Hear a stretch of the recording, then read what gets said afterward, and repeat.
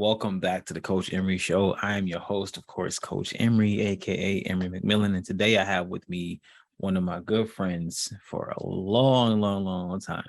This dude is AJ Ampadu, man. He is a comic book writer. He is a uh, music artist for a very long time. You probably heard some of his stuff. He's also a member of 3 Beats Later crew, of which I am a member of as well on YouTube, 3 Beats Later. And sheesh, what else do you do? I feel like I'm missing some things. I like long walks in the park, You deep know what? meditative, hot yoga. Well, thank you so much for having me on the show. This feels really formal between you and I because obviously you already mentioned that we known each other for a very long time. I'm not going to tell you guys how long we've known each other. But as you said, AJ Ampadu, I'm a comic book, graphic novel writer and producer. And I'm also a hip hop artist and producer that goes by the name Piso Earthtone. So yeah, those are my two monikers. And I'm doing a lot of stuff right now that we're going to talk about. I'm excited to be here, man. Thank you so much for having me be part of this. Yeah, it's definitely overdue, man. I appreciate you, coming through, making time, man. So what I want to do, man, first off, just give people a little bit of a background into how creativity kind of got introduced to you. Like, when were you first realizing that you had this creative itch, whether it be comic book writing, poetry, hip hop, beat making? Like, you've done it all. So when did you know you had that in you? Wow, that's a great question. I think I've always known that I've had it. I mean, I've always been fascinated with music. I've always, I used to write and draw my own comics, back in like the second or third grade. My mother would tell me that I would, when I first had crayons, I would draw little stories and I would try to break down the stories to her and everything like that. I think I always say storytelling is in my blood because, my father is from Ghana. And Africans are always storytellers. That's how we, passed on information. That's how we pass on legacy. It was the oral tradition. So, knowing that is part of my blood, I think that coming to this point where I become a storyteller myself, both through music and through writing, is just something that's natural to me. And I think it's something that I've always done. And I've always try to find different mediums in which to tell stories. Hip hop, through rap and through the vocal lyricism. But even if it's making a beat, when we make a beat on the 3 Beats Later podcast, that's a form of storytelling as well. I mean, it's an instrumental form of storytelling, but I think that that's just a part of, my nature is just definitely tied to that. So yeah.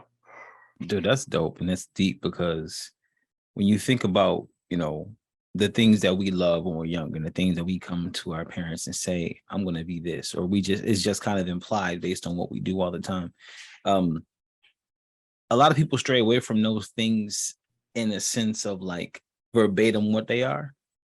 But I feel like most people really stay kind of close to the concept of what they are, right? Like, you didn't jump right into making comic books right away. You went to, you finished college and everything. You did hip hop. You left your hometown, and we're going to talk about this as well, but you started to venture into a place that you only knew of through hip hop, really, and you did that, and it kind of put you in that space. But, like you said, storytelling, who would have known this would have been the way you told stories when you started out with writing comic books, but now full circle, you just put out a line of comic books. So do you remember the first time you wrote like your first rap? Well, the first rap that I wrote, I was actually not writing my own raps. I was copying Tribe Called Quest. So, one of my friends introduced me to Tribe Called Quest, and I was so blown away by Phife Dawg, especially. I used to just like write down his raps just to learn. And actually, now that I think about it, that was actually a good way of starting. Was just learning, if you hear a rapper rap and you write his raps down, understanding how his words could translate into bars, rhythmic bars on a piece of paper, basically reverse engineering what I was listening to is how I started. So I would just write and recite mostly Tribe Called Quest, you know, for some reason I was listening to a lot of Bone Thugs and Harmony, Slick Rick. I remember all the first tapes I had. The first tape I think I ever had was both Bone Thugs and Harmony, East 99. Then I got Crisscross. Then I got Slick Rick, The Great Adventures of Slick Rick, and then I think I got Tribe Called Quest, Midnight Marauders. And as you can see, those are very random hip hop artists and hip hop albums. I was just trying to find. I didn't know hip hop. I was just like listening to everything. But when I got to Midnight Marauders, I was like, oh, okay, I think this is it. Like that other stuff was cool, but this is something special. So yeah, I started copying Tribe Called Quest. I started copying Q-Tip, started copying Fife, and just writing their raps. Then eventually, I had the courage to start writing my own bars. And back in the day, battling was a big deal. So my first, you know, real rap writing, I was writing battle raps, and now I think about it, it was just a way to not get bullied, because like if you came off nice, even if you were, because I was a little bit of a nerd, so if I came off and I spit some bars, I would get respect from a lot of the more street dudes, and they'd be like, oh, he's a nerd, but he can actually rap. So then that would keep them from giving me, you know, they wouldn't mess with me as much, because he's like, oh, that's that kid who actually can rap. So that's when I realized that hip hop gave me like an access to the cool factor. That's when I started beefing up a lot of bars. And like I said, back then it was way more about battling. So I was writing bars about the other kids in school, whatever, getting ready. Because I knew at lunchtime or after school, I was gonna have to be in a cipher and go in. So that's kind of like where it came from, really. So I would say that was probably around like high school, like, you know, maybe sophomore, junior year, high school time. Wow, dude. So wait, so let me get this straight. The first rap you wrote wasn't your own rap. Nope, it definitely was not my own rap. Yo, that's dope. I'm not gonna lie, there was times where I would spit some Tribe Called Quest stuff, acting like it was mine. Like, you know, I would definitely spit some bars and pretend, or I would slip in a Q-Tip bar, slip in a Fife bar here. But, you know, it was just because I just didn't know how to rap yet. Right. So, you know, these guys were my fathers. You know what I mean? I'm a child. I'm unabashedly say I'm a child of Tribe Called Quest, and not only them, but Nas, Jay-Z, you know. But that was the beginning for me. Was Tribe, Midnight Marauders, and The Low End Theory. Those two albums, I'm just like, wow. So I study those albums, and like I said, I'm a child of those albums. So yeah, I was spitting their bars, not unabashedly, definitely writing and spitting their bars. Yo, let's talk about real quick the concept of, first of all, this big shout out to you for just acknowledging the fact that you didn't just jump in like, yo, I always wrote rap. No, I wrote, you know what I'm saying? I wrote down songs on the paper. And let's put some context to this, right? We're talking about like the 90s, 80s, 90s. We're talking about 95. Yeah, so everybody, you know, there was no YouTube, there was no Instagram. You couldn't go look this stuff up. You had to go write down, pause your tape, write down what you got so far, stop the tape, go back. If you missed a word, you had to rewind it. Hope you didn't go back too far. Catch it again. Stop it at the end of that bar. Keep going for the whole song. You got 3 minutes and 20 seconds worth of words that you had to stop every single 10 seconds. Like, think about how much work went into just writing somebody else's verse, dude. Like, that's almost as hard as writing a song. Yeah, it's crazy. And you know, what was even more wild is back then, certain rappers would release their tape, and they would have the lyrics in it.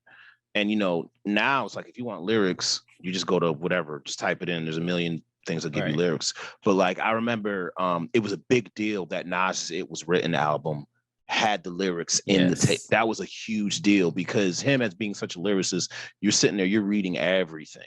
And that was something that was really important to me. And I had to learn. And I think a lot of people who don't know how to rap don't understand the way you write your raps on the page is very important to how you rap.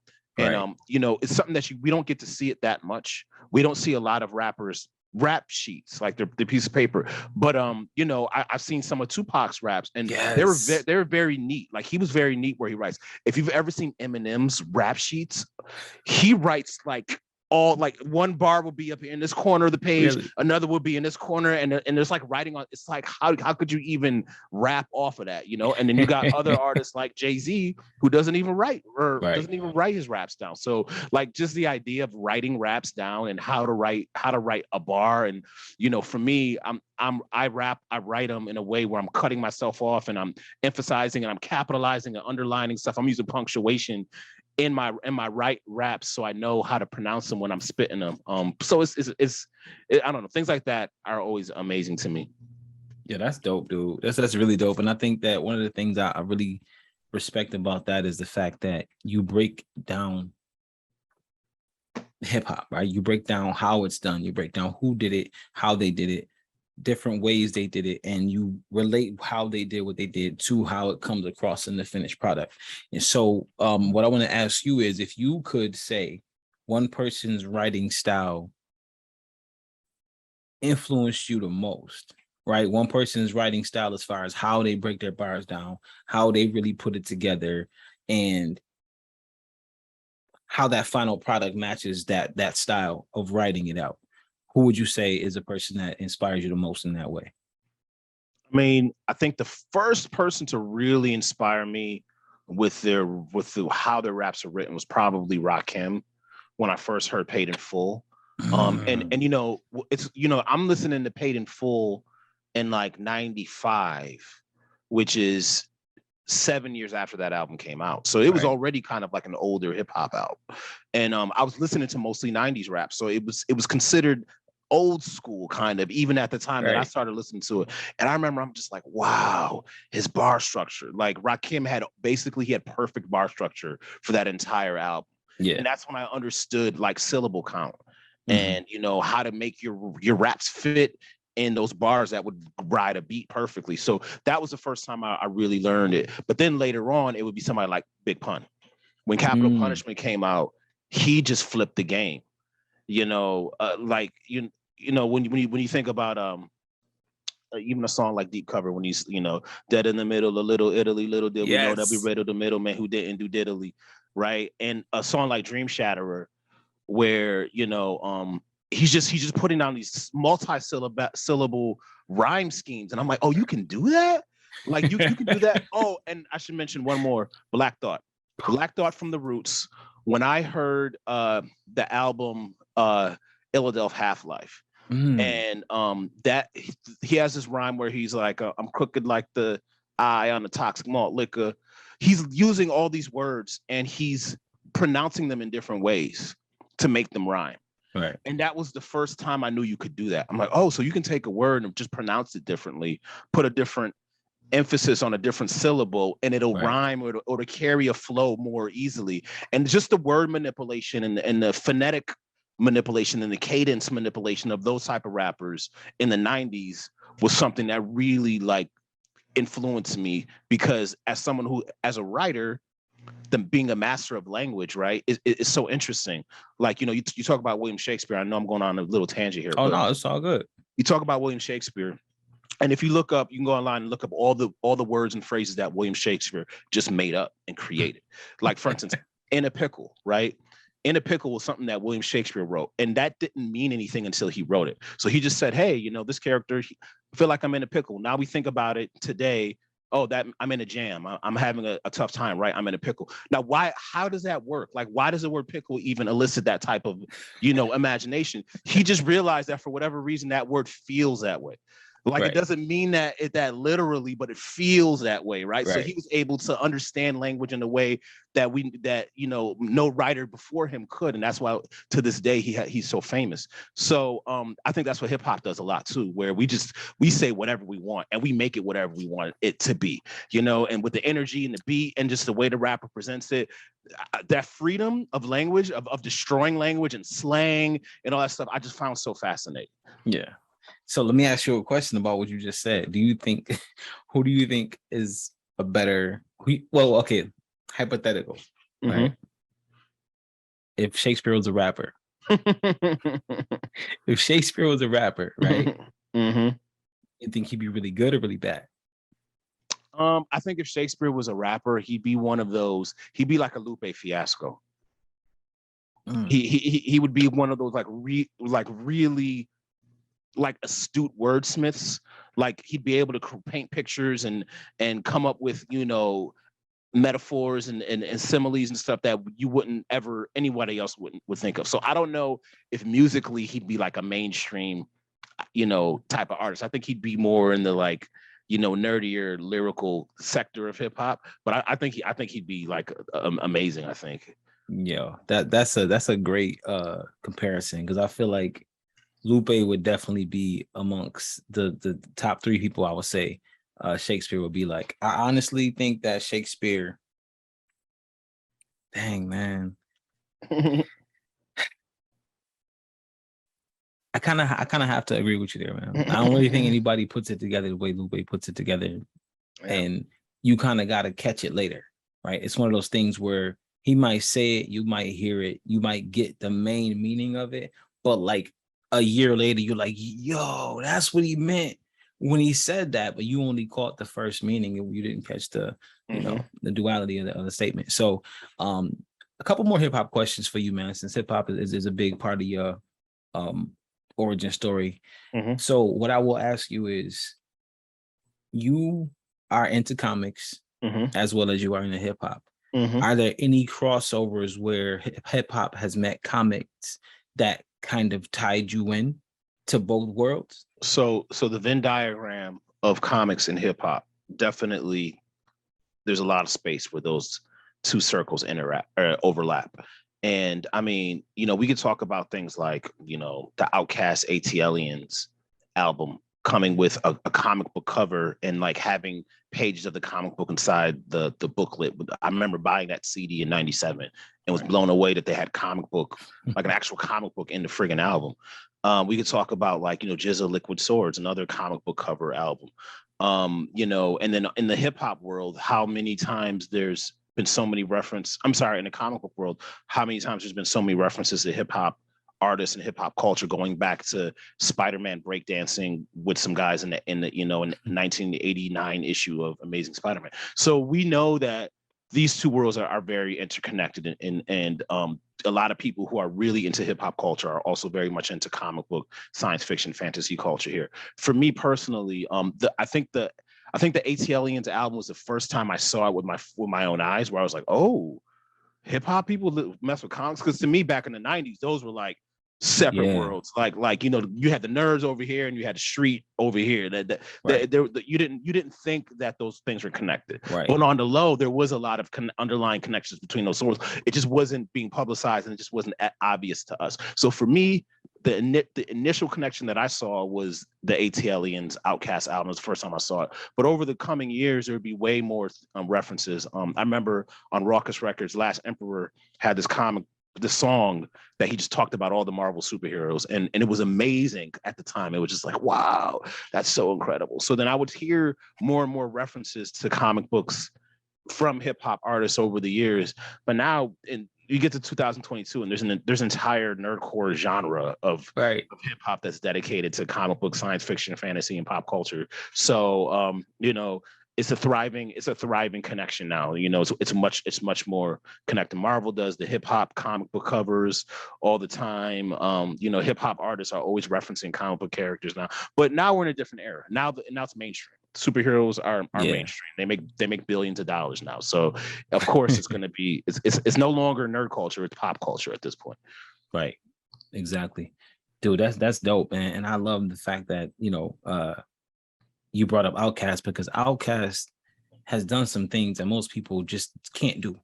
They can't do. You know, it takes multiple people in your group to even attempt to do it, and they've done it multiple times.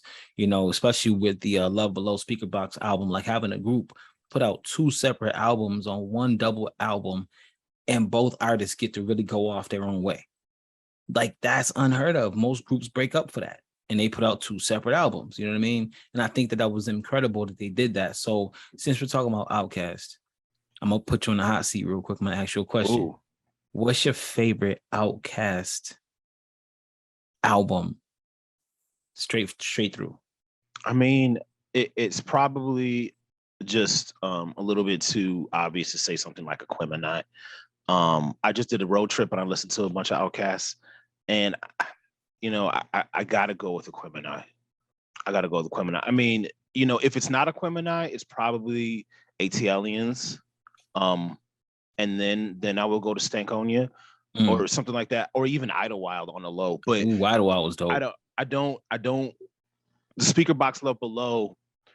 Oh man, it's hard to put for me. It's hard for me to put that as an Outkast album, even though it was clearly during the Outkast era.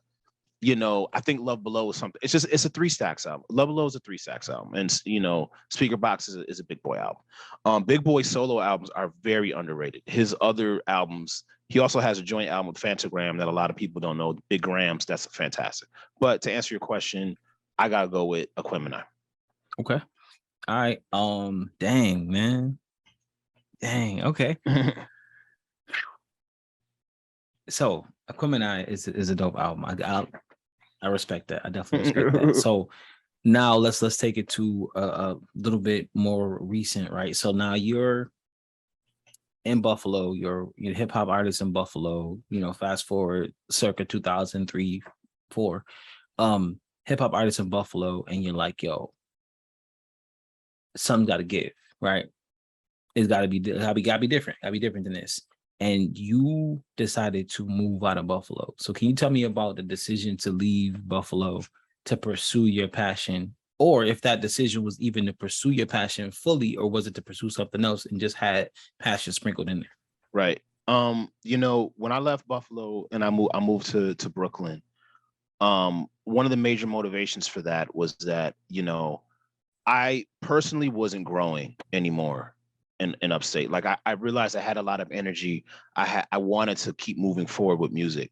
And at the time, I had people I was connected to, yourself, present company included. We were making records. I knew producers. I had done a couple of shows and whatnot. But it just seemed like to me at the time, the business of music was in New York City. So that was one of the driving forces. It's strange because now, fast forward now almost 20 years later, it's like Buffalo seems like it has a lot of hip hop going on now with Griselda and everybody else, and shout those guys out for what they've done. So things have changed, obviously. But for me, back in my heyday, there was a lot of information that I needed and I wasn't getting it. And when I came to New York, I was able to connect to a lot of people. I mean, when I came, I was like, yo, I'm gonna give it a year, a year and a half, and then if this doesn't work out, I'll come right back home. But thankfully, I was able to make a lot of connections with a couple of artists who actually had made the same trajectory, who they were from Buffalo and Rochester, and they had moved to New York around the same time. So I was able to plug myself into a good group of artists, and I was able to shout out DJ Ease, international DJ from Rochester. He was the first guy to put me on the stage, changed my life forever. Took me on tour with him, went to Germany. So I can never undervalue what DJ E's affected on my career. And aside from that, I got to shout out Fresh Daily and Homeboy Sandman and the rest of the AOK collective, because when I linked up with those guys, we just kind of swelled up. And it was what I call the blog era. We're talking about right at the end of MySpace, going right into the rise of some of these hip hop blogs that some of them are still around, but like Two Dope Boys, Nah Right, OK Player. At this point in time, we're talking about 2008. Those blogs were extremely important for the culture. Like there was no Spotify, there was no way really to broadcast or really push artists. So everything was curated. That's what I miss, because it was all curated by humans. It had nothing to do with how many spins you had, how many followers you had, or whatever. If you had a dope record, they were going to put your record right next to somebody else's. So the playing field was very level for me when I came to New York, and it was just about, yo, do you want this? Do you want to rock? You want to perform? So I was doing shows all the time. I was, from 2008 to about 2015, I put out 3 albums and about 4 or 5 different mixtapes, which by today's standards isn't that much. Like nowadays, artists put out like 5 albums a month. It's a lot. But back then, for me, it was a lot. I did a bunch of shows. I did South by Southwest. I did A3C, Knitting Factory. So I mean, I had a little bit of a run. And I still keep in contact with a lot of those guys. A lot of those artists are doing really well. I'm really proud of what I've done in the hip hop game. And now that we're in this new era with 3 Beats Later, now it's about pivoting. I'm older now. I have a family. I'm linked up with y'all. Then it was a reconnection, really, right? Because you, Education, and Cheeky were the 2 producers who I started out with in Buffalo. Right. So the fact that we're all still connected like this is just everything full circle. Everything just keeps going.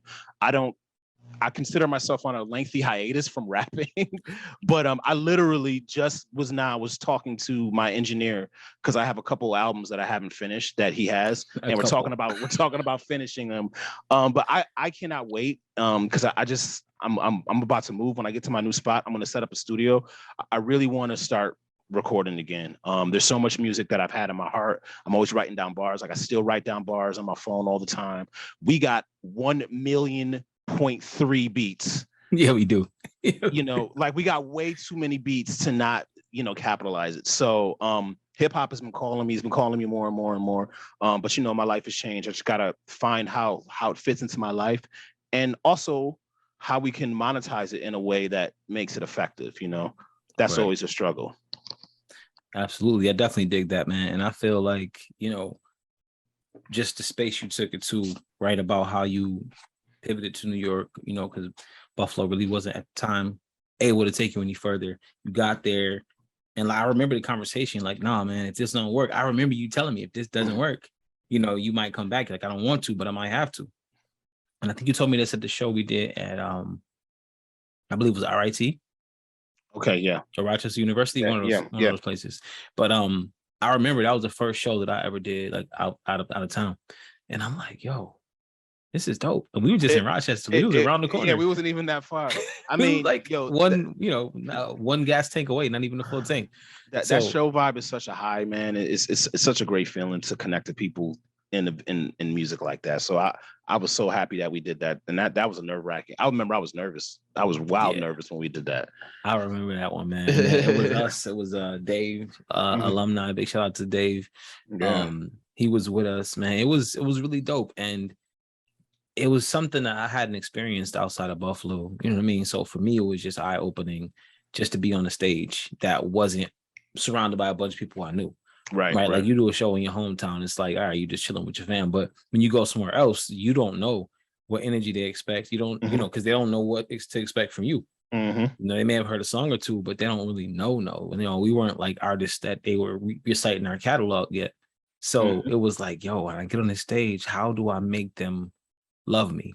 Right. And so that's kind of the way that just fast forwarding now to today's society, when you get online, right? How do I make them love me? How do I make them click literally make them click the heart button? And I think that's what artists had to do with their show and performances. And you talk about MySpace and that time frame, man, it was just like, yo, you had artists that blew up off MySpace. Perfect example, Kid Cudi with Day and Night. 2008 went crazy. Day and Night, Kid Cudi, and it went straight from MySpace, right? The dude wasn't even like jumping. He was hearing his song while he was at work. I got to be honest, man. I really missed the internet from back then, dude. Like the internet was so much more fun. I think Tyler the Creator said something about, he was like, something happened to the internet in 2016. I don't know why he said that year, but it feels right now that I think about it.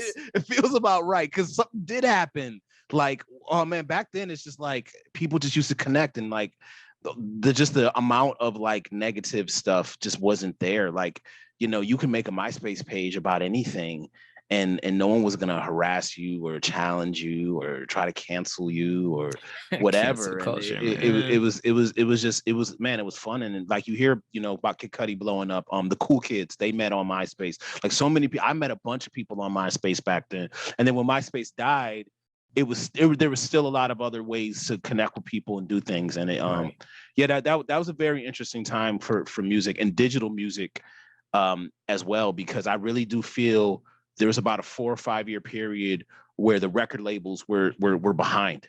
And artists were creating a parallel music industry before their eyes, and they weren't respecting it until it billowed over, and then everything changed after that. Yep, places like SoundCloud and Bandcamp, OK Player, like they was really the source. That was the source you would get your stuff from, man. So it's weird talking about those things like they're old school, but they are. Right. At this point, they are old school. You know, it's wild, but yeah, that's where we are. Remember reading the source to get your hip hop news? I'll tell you a funny story. I was such a fan of the Source magazine and such a fan of Wu-Tang Clan back in '97 that the Source magazine had dropped their new issue and Wu-Tang Forever was coming out. And now I think about it, it's so crazy because Wu-Tang Forever was not out. The album was not out yet. In fact, this first single, Triumph, had not been released yet. But because the way magazines worked and everything like that, they had Inspector Deck had won the Hip Hop Quotable of the Month for Triumph, even though the single hadn't even dropped yet. Right. So I remember I had the Source magazine, I had Inspector Deck's verse from Triumph, and I kept reading it over and over again. Remember we talk about the writing and and I kept reading Inspector Deck's verse. I'm like, I bomb atomically. Yes. Socrates' philosophies. I'm like, wow, this is amazing. So I had his verse memorized before I heard Triumph. Wow. So if you could imagine how my brain exploded when I finally did hear Triumph for the first time, already having the first verse memorized, it was that was one of the biggest hip hop moments ever for me. It was just so crazy. That's major, man. And it's interesting that you talk about like being able to connect with the artists in that way without having to worry about without first hearing the song, anything like that. And then you had to go and buy a magazine, right? You and Wegmans or Tops and you grabbing magazines like, yo, let me grab this real quick because I need to know what's going on. And a couple artists from Buffalo have been in the Source and like the upcoming sections and things like that. This is back in the day I'm talking about. And it was just like really cool to see, people you have worked with or did beats for that have made it to that level. And it was like, wow, man. So, at that time, I don't think there ever really was a time that I took music like really serious, and I think that was one of the things that one of the biggest gripes that you used to have with me was like, yo, dude, man, I used to go to New York and come out there with you. And I'm like, yo, I want to go see Times Square. I want to go see this, see that. You're like, dude, you're not a tourist. I'm locking you in the studio. You ain't going to Times Square. Yo, I had to make music for you and then sneak out to go. Like I was a music trafficker. Like I was. Yeah, exactly.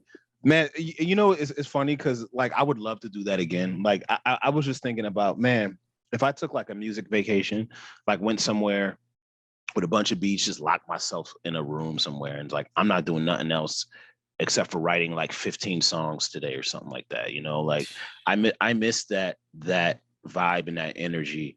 And one of the things that I realized that even as I cross over into comic books,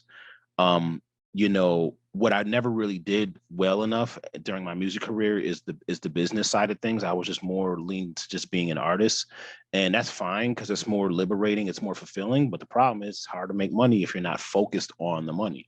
Right. And even as I'm doing the comic book stuff now, I'm very, very entrepreneurial. I'm approaching it from more of a business aspect of it, but anytime you do that, it does take you away from the creativity. And that's one of the things that bothers me a little bit too much is that nowadays there's so much work to do to keep your stuff afloat and to get people to pay attention to you. Like you said, to get people to hit that heart button. And not enough of it is just about the creativity and just making and just being an artist and just, making just stuff just to make it. So yeah, I miss those days, man. Those are some good times. Dude, you just took me back, man. I know you're gonna dive into it because I got like memories, man, memories upon memories. So let's transition now. Like you brought up comics, so it's a perfect place to transition into comic book. Tell me, bro, like I know you had dabbled in like comics a little bit. Like you had I believe like a comic partnership with you and like some other people that put out a comic kind of series, but it wasn't officially just like your comic book, right? Right now you put out 3. Yes. So tell me about tell me how that came about, first of all, and which one was first. Tell me how it came about and how you made the decision like, yo, this is the right time to do it. Right. How'd No, you know? absolutely. Can we do a screen share while I talk about it, just so people can have a visual reference? After I could do a screen share after because Okay. it, All it right. won't work on the Okay. No problem. No flow. problem. All right. So I recently started a comic book and graphic novel company called Earthtone Kingdom. And Earthtone Kingdom is I'm trying to make it a sophisticated genre comic book type of company. I dabble in a lot of different types of writing. I've worked in television, film. I've done a little bit of marketing writing, so I kind of understand the different worlds that people like to experience in the modern day. In the zeitgeist of modern day comic books. And for me, I wanted to create a comic book company that really paid a lot of attention to storytelling and mythology and character writing and having an amazing story told through comic book form. Because today, right now, comic books are very popular and they're being mined for content, whether it be film or television, video games, what have you. And I wanted to make comic books that, like I read when I was a kid, that I was really excited about the comic book. I wasn't necessarily so focused on if it was going to be made into a video game or something like that. I was just really focused on that next issue, right? So I wanted to create these, I call them sophisticated genre books because they're different genres. Superheroes are cool. People do all types of things, but the three books that I made, one of them is sci-fi Afrofuturism. Another one is science fantasy. Another one is horror. And those are genres that I like, but I also wanted to make something for everybody. So I wanted something that, more adults, more serious people who like more adult storytelling would appreciate. But then I wanted something that all ages, somebody from the Pixar, Disney generation could totally appreciate. So that was very important to me to create these varying different stories. So I had to really conceive all these stories. I had to build very specific art teams for each one of them and develop them. So it's taken me almost 4 years to get to the point that we are today, where these stories are being presented. So I can talk really quickly about them, and I'll be as quickly as possible. The first one that I wrote is Kimmy Cosmic. And Kimmy Cosmic is like a science fantasy epic. And it's about this space cowboy who lives on an asteroid belt on the edge of the galaxy. And her job is to wrangle these magical animals called quadpods, which are bioluminescent space animals that float through space. And essentially her ranch that she works on is under the heel of this corrupt organization that's trying to drain it of all its resources. And she kind of has to become this freedom fighter to kind of protect her people. She's also half human, and her human heritage is a mystery that will be unraveled throughout the story. So I have the first 5 issues of that Kimmy Cosmic storyline available in a soft cover graphic novel that is now on sale for pre-order on the website. So that one was very important to me because I love cartoons like Avatar: The Last Airbender, Steven Universe. I grew up on animated anything. So I love Pixar, I love Disney, I love all that type of stuff. So I wanted to create something that fell under that umbrella. That's something that people who enjoy that type of fiction could enjoy, but also it was important for me to have a person of color. Like, I want my stories to be for everybody. But at the same time, I also realized that there's a shortage of a lot of Black characters in these types of genres. So it was important to me to create a story that everyone could appreciate. But yes, I do have the main character as a Black character because that is important to me. And I also feel like ultimately it shouldn't matter to anybody else who the race is. But at the same time, it is important that I do have characters that, my children and other people's children who are of color can kind of have representation. So yeah, Kimmy Cosmic, that's kind of Kimmy Cosmic in a nutshell. The other one that I have is this one called Dragonface, and this is the one that's kind of like for adults, and it's kind of a sophisticated horror, like a pulp horror type of story. If you like stories like Seven or Silence of the Lambs or Zodiac, those type of creepy type of horror suspense thrillers, Dragonface is kind of right up your alley. It's about this evil group of sorcerers who kind of control the world, and this amateur sleuth who kind of unveils and stumbles upon this sophisticated conspiracy, and she has to join forces with a member of them who is defuncted to kind of take them down. So it's kind of like they're against impossible odds. And it's pretty violent. It's pretty intense. It's the favorite thing. It's my favorite thing that I've written, but horror is not for everybody.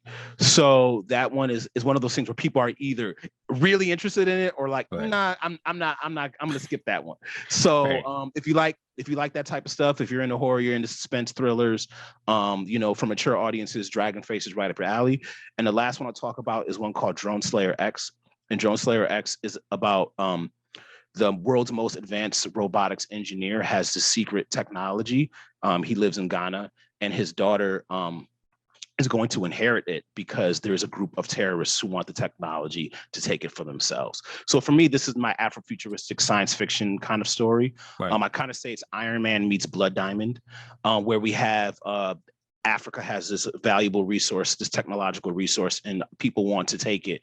And how do we deal with the adversity of our main character, who also is actually physically disabled? So she has all these things come against her, and she has to somehow fight off these revolutionaries who want her father's technology for themselves. So that is one that I worked on with my wife, Nicole, on. We initially created it for another comic book company, but we had some issues with that company. We had to part ways, and now that is now under the Earthtone Kingdom banner. So those are my 3 stories that I'm putting out. Like I said, about 4 years of work. Kimmy Cosmic is about 150 pages. Dragonface is about 160 pages, which is a lot for an initial offering. Yeah. Those are pretty big. And Drone Slayer is about 40 pages. We just finished printing Drone Slayer. Drone Slayer has been shipped out. People who ordered it on the Kickstarter and everything already have it. Dragonface and Kimmy Cosmic are being printed. So by the end of the year, everything will be shipped out, and everything will be ready to go. So I'm really excited about getting these comic books out to people. I'm really excited about doing some comic book conventions and some art shows and some festivals. I'm really excited about doing podcasts like these.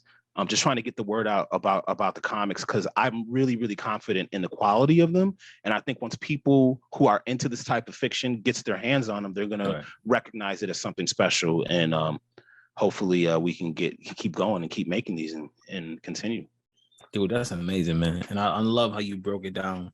Like, you literally have something for everybody when it comes to like the style of the books, the characters. Now I have a question for you about where all of this began. So there was another story that you had on your website. It was and I don't know if this is part of a character, it's part of another story, but Agnes Omega. What is Agnes Omega? And is that tied into any other stories that you now have? Agnes Omega was actually a short story sample that I just created. I realized that I have a bunch of ideas. There's a bunch of comic book ideas that I have, and I have a folder full of things that I've created. The Agnes Omega that I put on my website is a 4-page short story. I wanted to have a really interesting short story for someone to read on my page, just so they can get a sample of, like, the type of stuff I can do. So yeah, that one was interesting because that's about a retiring assassin who's retiring, and how she has to deal with her retirement. I don't want to spoil it, but so Agnes Omega, so I just gave you the 3 stories that I have produced, ready for sale.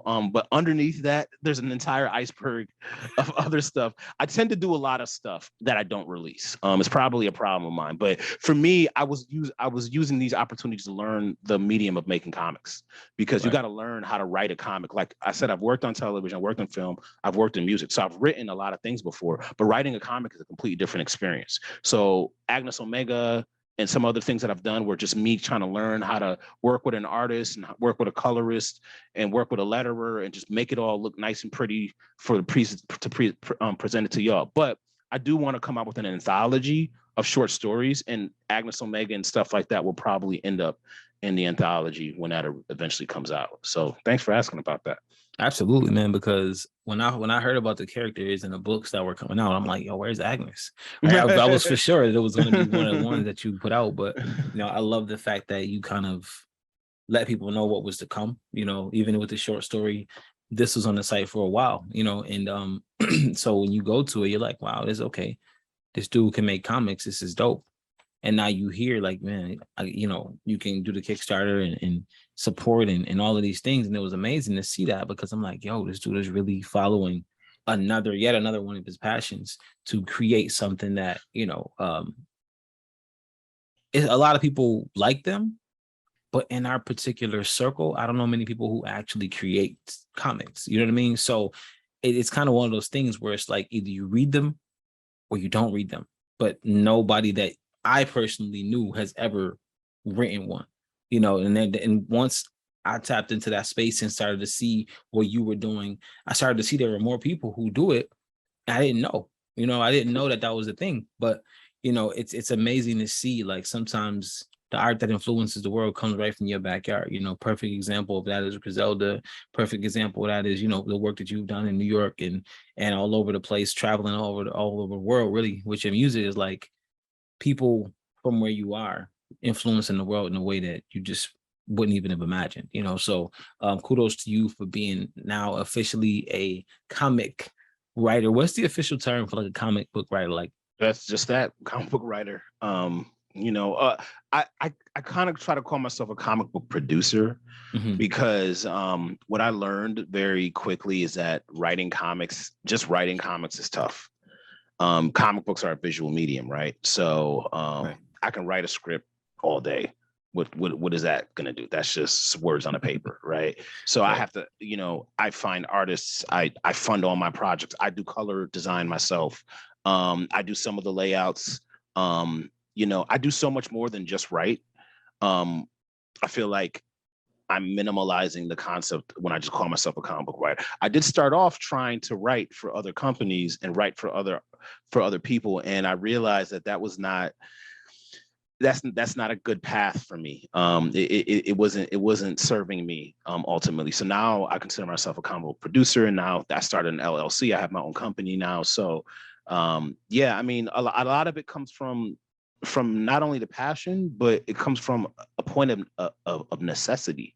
Yeah. At this point, if I hadn't done the comic book thing, I probably would be doing something with music, like making my own tapes, cassettes, or something like that. Or I probably have a vinyl machine where I'd be printing vinyl, because now I realize that all the money is in infrastructure. When we talk about being an entrepreneur and being a businessman and producer.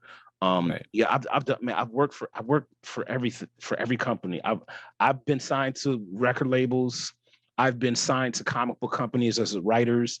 I've worked in healthcare for many years and it's very clear to me that working for someone is not a gateway into financial freedom. Because it's not a gateway to greatness. Yes, it's not a gateway to greatness. That was one of the things that I'm going to shout out my other company, Yaya Natural, with my wife. I was getting there because I got some right here. I was going to get there. That when we had the idea for Yaya, we didn't want to start a company. We were like, nah, we're not going to start a company. When I started writing Kimmy Cosmic and Dragonface, I had no intention of putting it out myself. The idea was I was going to write it, I was going to produce it, I was going to present it to a comic book company and have them publish it, which is still not out of the question. But what I noticed is that, man, you do all that work, you put all that energy. It's very much like, being signed to a record label and making an album.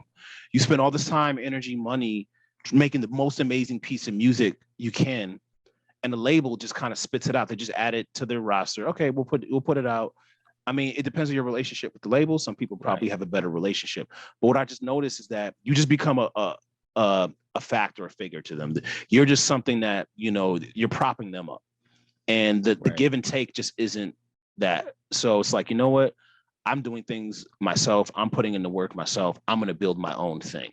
And if it takes me longer to get to that point, it's okay, because I know I'm going to get way more profit, and not just financial profit, Right. but like intellectual profit, you know, philosophical profit, just like the idea that I created something and I can put all my work into it, as opposed to somebody else just taking it and putting a little bit of work into it, and then giving me a portion of the money. Like, it's just weird. It doesn't sit right with me anymore, man. You know, so Yeah, I definitely dig that, man. And I think that that's one of the ways that, you know, people can really take back the power when it comes to creativity. You know, a lot of spaces are, hey, let's add you to our roster. Hey, let's add you to this. Hey, let's bring you on here. Let's sign you for this amount. And next thing you know, you only exist in the minds of the people they want you to exist in. You don't exist in the minds of the people you would have naturally targeted or naturally drawn to you based on your creativity and your work and your style. And now a lot of times, you know, when you get into those deals, they kind of can control who and how you can market. mm-hmm. You know, so it's a lot different than industry right now.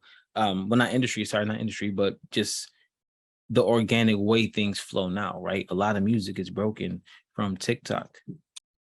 A lot of music is broken from Instagram. A lot of music is broken from these platforms, and they go on to be like, you know, top songs all over the place. So, is there a space like that? I know you said you have your own company for, you know, publishing your comics, but is there a space like that? The way TikTok has helped music, is there any space that's helping comics that way? Kind of.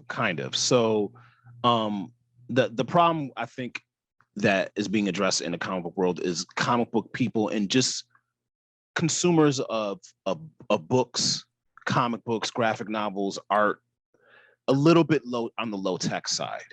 Right. You know, they're trying to open these things up with NFT and stuff like that and digital comics. But what I've seen is that the digital comic book space has not grown that much over the last decade. So digital comics have been around for like almost 15 years at least. Companies like Comixology, companies like Webtoons, you know, they have all these amazing apps where people can upload their comics and you can consume and read digital comics. And there are a lot of people who do embrace that and do it. But for what I'm noticing is it's kind of like how vinyl is really important to people now, and tapes and CDs. The more digital we get, the more people crave physical art. So when it comes to comic books and books, people just aren't really that interested in the digital versions of them. So the digital marketplaces have not really grown that much, because that's just not where the consumer wants. That's not how the consumer wants to consume their product.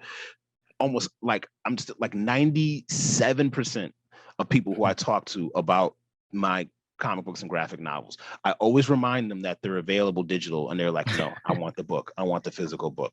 Like I've almost met no one who's ever said, oh, okay, I'll take the PDF. No, they don't want the PDF. The PDF is just a picture on a screen. And we live in a world where all we do is look at pictures on screens. So if I can give you a physical book, that's something that's special. That's something that's unique. That's something that's original. So comic books are kind of very old school in that way, where it's still about the books, still about the comics. So when you ask, is there space? Those spaces do exist. They just don't thrive as much as they could have, just because it's the preference of the demographic. Gotcha.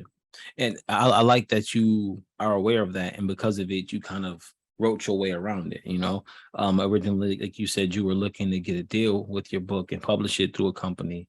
Once you publish it through that company, you know, kind of sit back and collect the fat check, right? Like that's the way it is in your mind. I'm gonna get billions of dollars and just sit on my couch for the rest of my life. Are you kidding me?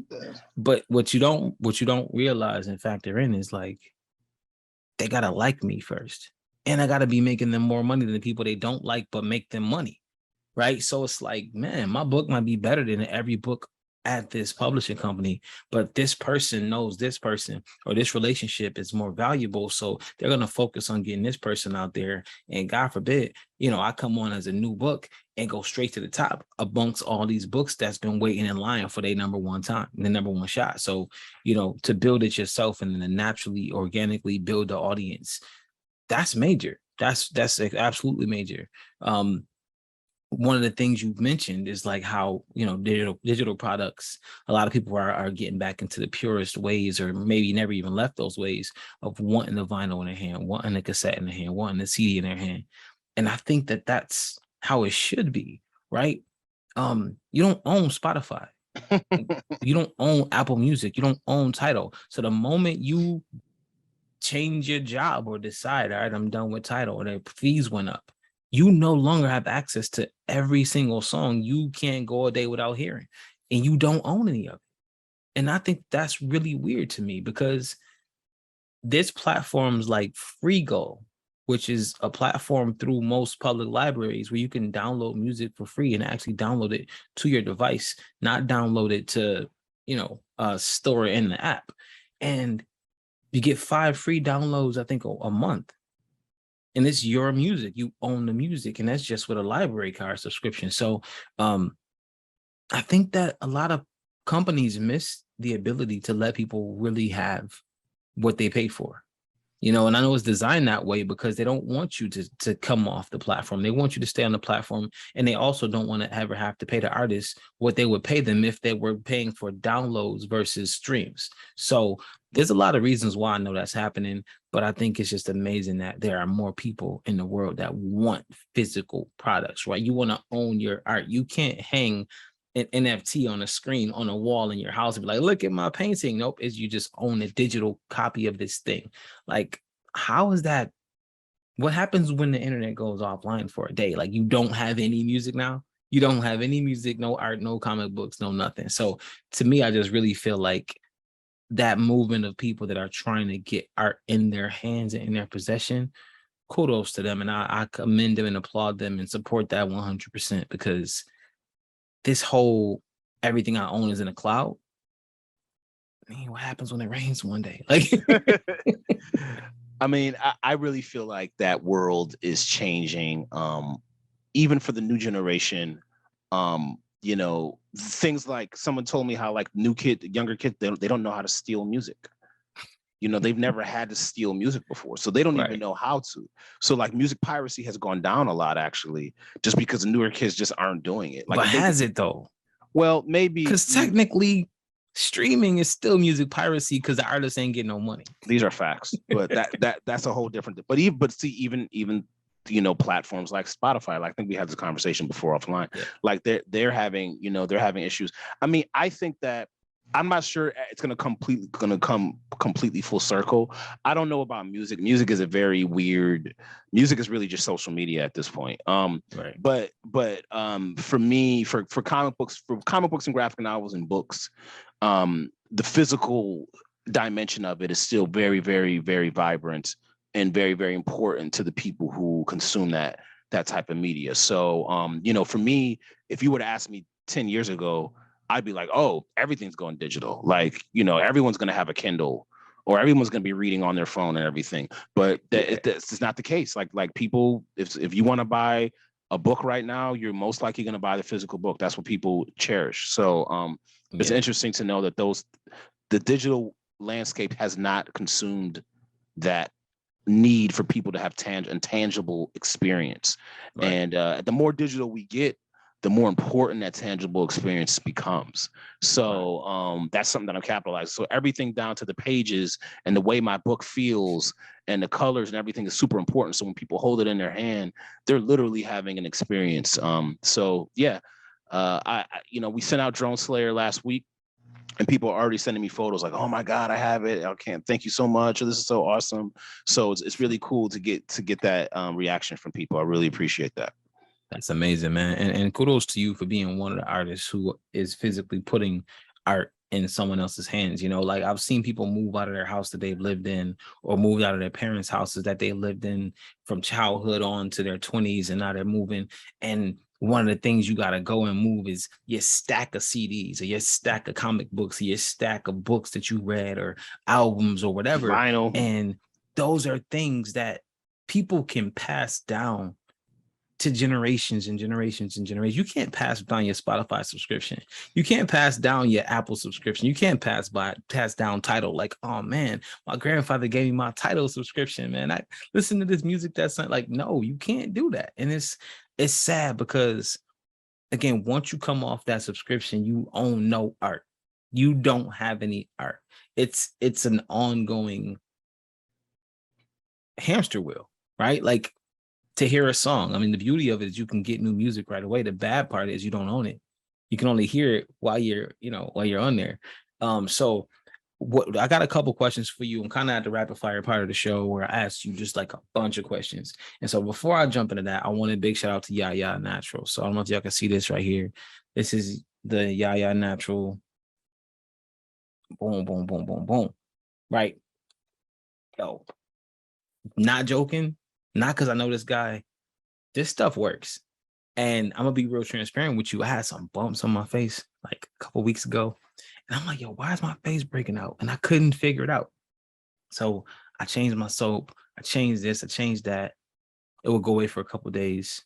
And then I'm like, yo, I forgot I got this Yaya Natural over here. Went and grabbed it, put it on my face. The next day, my face was a little bit clearer. Then I kept using it. And I'm like, yo, I don't have the bumps no more. I'm like, let me find out this stuff is actually also great for the skin. So I'm like, yo, this is not just about shea butter or not just about whipped shea frosting. It's natural because y'all source right from, the where it's actually from. So tell me a little bit about Yaya Natural, how y'all source it, why it's different than other stuff out there. And then I got, my rapid fire questions for you. Real quick, Yaya Natural is luxury skincare imported from Ghana. We import our shea butter from Ghana because my family's from Ghana, and I recognize that that's extremely important to the quality of the ingredients. So my wife and I decided that we wanted to start making our own shea butter, even though it's a very crowded market. We knew that we could bring something different by bringing natural and organic ingredients to it. And I think that there's two things that make us different. A, we import our ingredients, and B, everything is small batch hand whip. So that makes it, we just paid more attention to the creation of everything. And yeah, I mean, honestly, there's not that much of a mystery. The shea plant is a miracle plant. It's an amazing plant. And Africans have been using it for moisture forever. So thank you so much. And I appreciate the fact that you valued it and appreciate it. No doubt, man. I definitely appreciate you as well. And I appreciate what y'all created because it helps a lot, man. Like I said, I didn't even realize that I had any medicinal properties. You know what I'm saying? It wasn't something I was aware of. But then I had to jump in on it like, yo, what is this? And why is this the thing that's making my face better versus all the stuff that, I'm trying in the stores and things like that. So, kudos to you. And can you tell people how they can, jump in and grab Yaya? Head over to yayanatural.com. That's YAAYAA natural.com. All right, perfect. And I appreciate that, man. So real quick, the rapid fire questions for you, bro. I see like 3 more minutes with you, man. So the first question is, what is a obstacle that you faced along the way, whether it be through your hip hop journey or your comic book journey or both, the same obstacle that you overcame, and you want to share how what it was and how you overcame that obstacle? It's going to sound super cliche, but it's just believing in myself and staying consistent. Like, you got to stay consistent and you got to believe in yourself. I mean, there's been times where I've literally had no one to lean on, like almost no one to believe me, especially with the comic book stuff. Like, I had to dig deep. I didn't really know anybody who really thought that this was something that could happen. And, it's cliche for a reason. I had to be super consistent and dig deep and find that inspiration within myself. I appreciate you sharing that, man. I appreciate you sharing that solution too for so many people who don't know, and don't have those people in their corner. Next question, and this one's gonna be interesting probably for you because you know so many things about what I'm about to ask you. So if you ever watch my show, you know what I'm about to ask you. If you had to compare yourself to any cartoon character from any time frame, who would it be and why?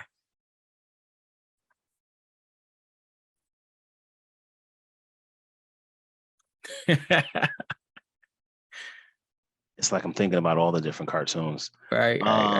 I gotta go with Last Airbender, unfortunately, and I think I'm gonna go with Aang. I think I'm gonna go Okay. with Aang because Aang has this spirit and this way of approaching things that are so childlike and so pure. If you've ever watched Airbender, but the world around him is chaotic and crazy, and he Yes. has to find some way of still staying who he is and making it to reaching his goals. And Right. I think that's why it's one of the most amazing stories, at least cartoons of all time. Is that was a real powerful journey. It took a lot for him to do that. So reminds me of myself a lot. So yeah, Aang is who I go with.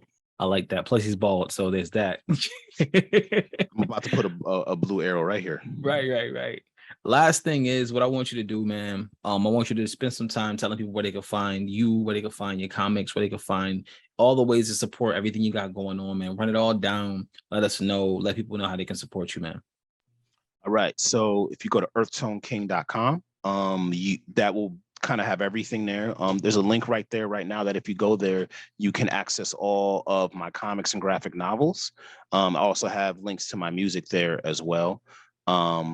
Earlier I mentioned yayanatural.com, so that's YAA natural.com. So yayanatural.com for the shea butter, Earthtone King for the music and the comics. And if you want to look up my music anywhere on Spotify or Apple Music or anything, it's p.so. The Earthtone King will get you all of that stuff. So Perfect, man. there we go. Mayo, I appreciate you coming through, man. I know that time is something that you don't have a ton of, and you spent a lot of it with me. So I appreciate you, bro. Appreciate you And salute too. you. And I just want to say thank you to everybody watching, everybody who supports creativity. You know, what we do here at the Coach Emery Show is the same thing. You know what I'm saying? We're really trying to create something, not even trying to, we are creating something that brings people together and enhances upon the way we're building and enhancing the quality of lives. So big shout out to y'all. Like I said, thanks P for coming through. I call him P. Thanks for coming through. Thanks for kicking it. And as always, y'all, man, stay dope, be dope and be great. Peace.